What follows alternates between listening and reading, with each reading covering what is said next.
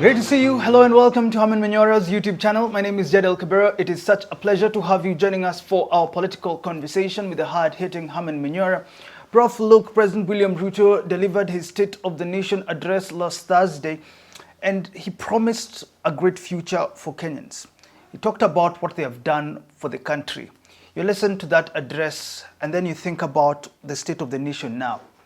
What do you think is the pulse of the nation, both in the economical sector and also in the social sector? The state of the nation is bad.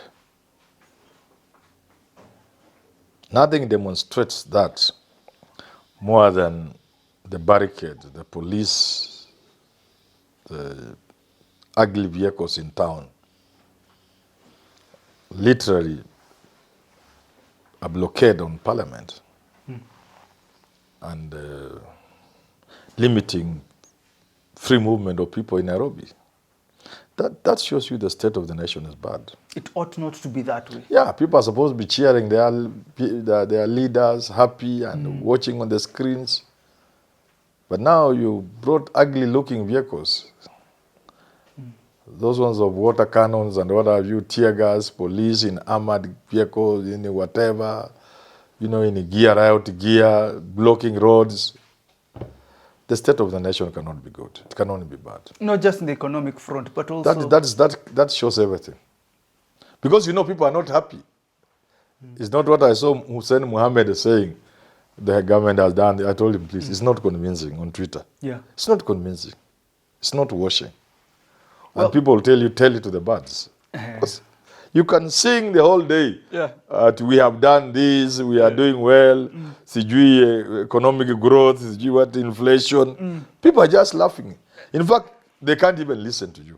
I want to read what Hussein Mohammed said, but before that, we've been so busy, by the way, shooting, promotional videos for different companies and corporates.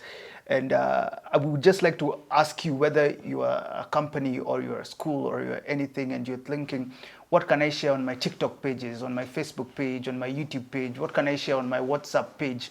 We have a big team right here which does production of videos for promotions. These are TVCs and also people that create posters. We have a team here and we can do that for you. Something like this banner over here from Herencia. We can create one for you and actually place it here for you because you're also doing advertisement. Work on an idea. See what you are doing. Create a concept and then design an advertisement for you. Yes. And then you can run it on our channel if we agree. So those are two different things. We can have the concept. We look at what you are doing and say, you have to reach the public, but you can only reach them in this manner. Then we design it for you. You can advertise it elsewhere. So that concept, creating an ad, is also very important. And we live in a world today that the economy is doing so badly. To make a sale, to have people come for your services, or to sell goods, it's so difficult. And for the first time, Kenyans are going to know why companies in America and the rest spend huge amounts of money, the big dollar on advertising. We have always wondered why. Why would a company spend $10 million on advertising? Why would a company spend, like Coca-Cola, spend millions of dollars in research every year? Because of the competition. Reaching the market is very difficult. And I think now we are there in Kenya. And what you are saying is that we're able to offer these services to Kenyans. Maybe you don't know how you can create an ad. Maybe you don't know how it can appear on TV. We can create that for you and even help you get on Citizen TV to advertise. Yes. Of course, you are paying them. Paying us a little for doing that for you. It may look very difficult, by the way. It's good you have mentioned it. Yeah, it's digital marketing and it's also about advertisement, what we do here, what we have been doing for different companies over the past... For visibility. Even your social media, it should be managed for you so that you are visible on your Facebook. Otherwise, you just have it there as a company. It's not helping you. A website of a company must be interactive. There must be stories about you as a company, as an organization. You see people writing for people in America. That's what they are doing for websites. So Kenyan organizations and companies must know we have entered a stage in our economy where without reaching out there to the market, you'll just produce goods and they could be very superior goods. But inferior goods in competition with you are hitting the market, yours are on the shelves. Well, if you're looking for to do a promotional video, this is a commercial that can be placed on any platform, including for us. The number is on the screen. You can talk to us, and then we will help you out on that. But Prof, let me read for you what Hussein Mohammed posted.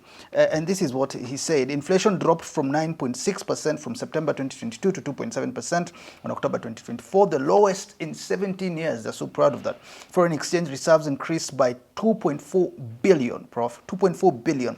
By 2.4 billion to 9.5 billion, covering 4.8 months of imports. Tax revenues have grown by 11.5%, and the dollar is trading against the US. The Kenya shilling is trading against the US at 129 shillings, a 20% gain. These are very good numbers.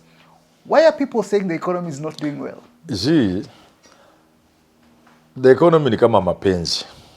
You can't hide. Waswahili wanasema mapenzi ni kama kikohozi.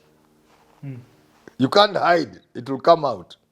That's how the economy is. You can't lie about the economy. You can't walk into your home and tell your children, hii mwaka hii inatupeleka vizuri ka.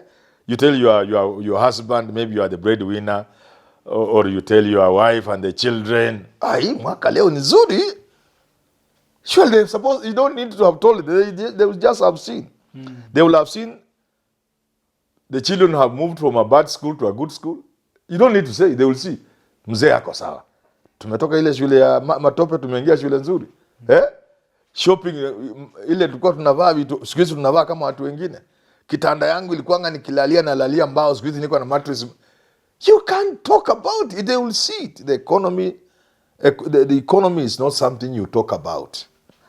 That is for people who do it in books and the documents. And they don't even believe in those things. I want to know where are we getting it wrong? Because these are factual. The dollar is indeed trading at 129. Yes. The inflation rate has indeed... How has it gotten from almost 150 something, 150 to 120? How was the journey? Was it a natural development? What are the consequences? Can you convince a serious person that you can drop the value of the shilling from 150 something to 120 something? Just like that? Just like that. Unless it is artificial. Can you convince people that inflation has dropped from 6 point something to 2 point something? What percentage is that? It will be visible. 9.6 to 2.7. All these are fictitious. They don't mean anything. We always have these things. You hear they say, employment in this country is now better. It is when you hear that you wonder, watu walienda shule gani? Kama kuna kazi Kenya tutajua kuna kazi. Si watu wataajiriwa wataonekana. Shilingi ikiwa kwa mfuko, unaweza ficha shilingi ikiwa kwa mfuko. Unasemanga inanuka. Inanuka, shilingi ni mbaya. Kwa hivyo ambia Hussein Mohammed kwa niaba ya Ruto na wengine, shilingi hauwezi ficha.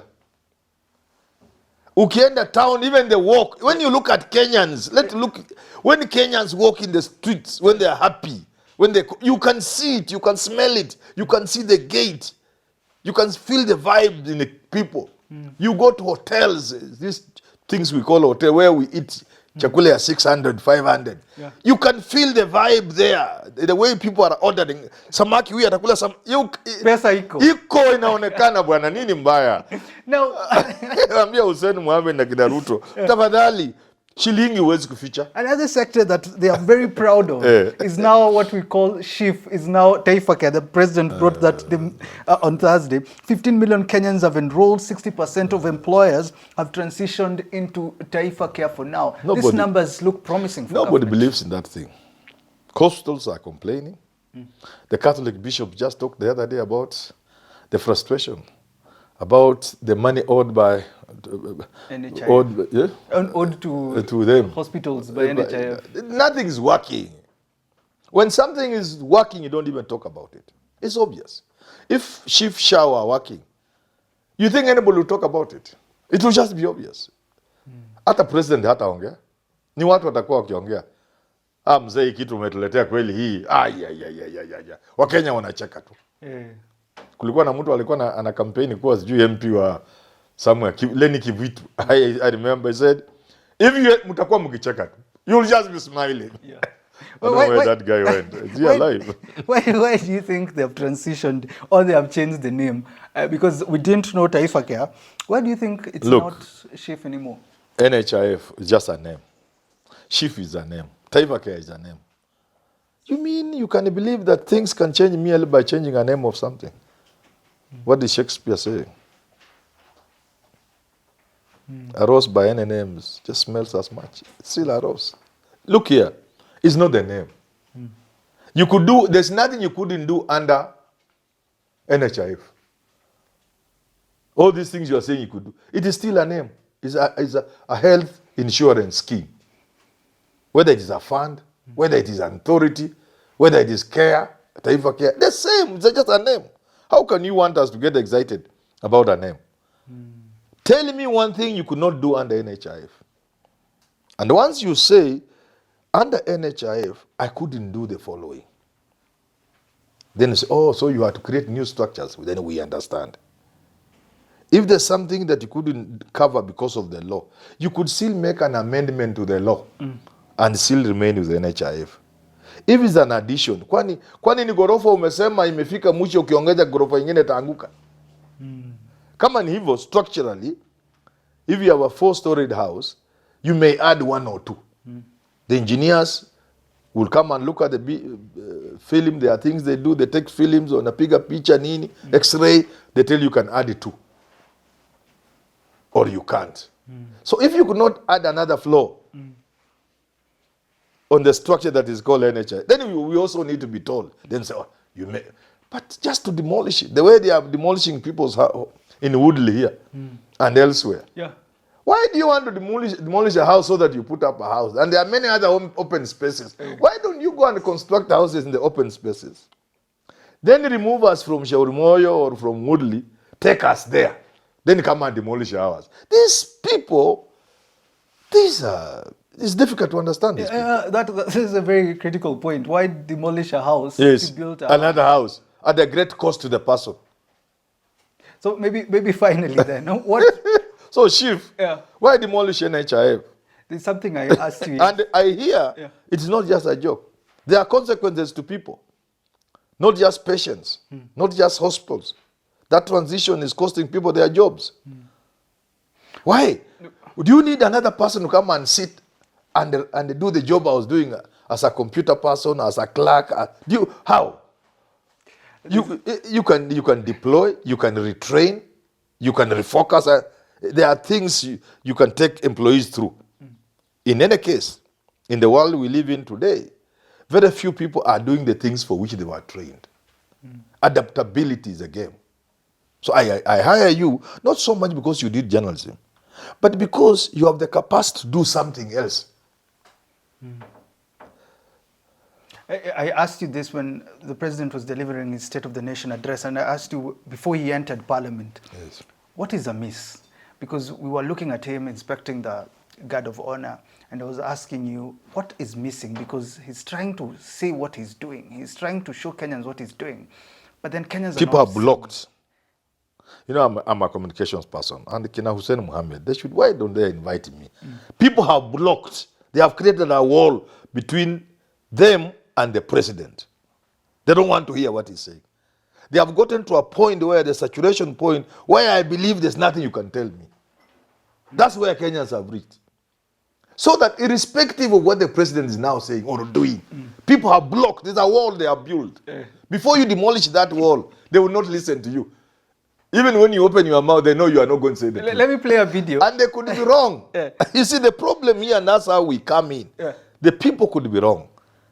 They need to be helped to break that wall, to have a conversation with their president, to challenge him when he's not saying that. But they must listen to the president. Occasionally give him the benefit of doubt. And the president must make that possible. By demolishing this wall, you ask and I told you, unless the president is able to demolish the wall between him and his people, there will never be any communication. Maybe you walk into a function like yesterday, yes. people are just wondering what you are coming to do. They switch off TV and go to their business, irrespective of what you want to say. And therefore, the first thing the president must do, And people like Hussein Mohammed, because they are capable, they should help the president do that, is to demolish the wall the people have created between themselves and the government. There's a wall. Currently, there's nothing the government can say that people will even listen to. Leave alone believe. Just listen to. People are not willing to listen to the president. And it's a very dangerous state of affairs. It is important for the president to have a continuous engagement and conversation with the people he leads. Because leadership is about credibility. Leadership is about believability. Leadership is about legitimacy. It's not about the votes you win. It's not about the Lord. It's not about the Supreme Court declaring you the winner. That is important. But that is the hard bit, the hardware. The software is for the people to believe you as their president. Legitimacy. So if people have chosen not to listen to you, they must demolish that wall. All right. And there are people in this country with the training and experience to help them break that wall so that people can begin listening to their president, because it's important. Thanks for tuning into that conversation. I leave you with this video of a Kenyan says, uongo ndio ngao yao. Have yourself a lovely rest of your day. Kile tunatarajia siku ya leo kutoka kwa rais katika bunge zote mbili ni uongo, kwa sababu tumezoea uongo. Uongo umekuwa ndio ngao yao, ndio wanatumia, ndio weapon ile wanatumia kudanganya wananchi. Huku ground sisi tunaumia, watu wanalia, mambo ya abduction inaendelea, no security, kila mahali mtu akitembea na wasiwasi. Government is not stable.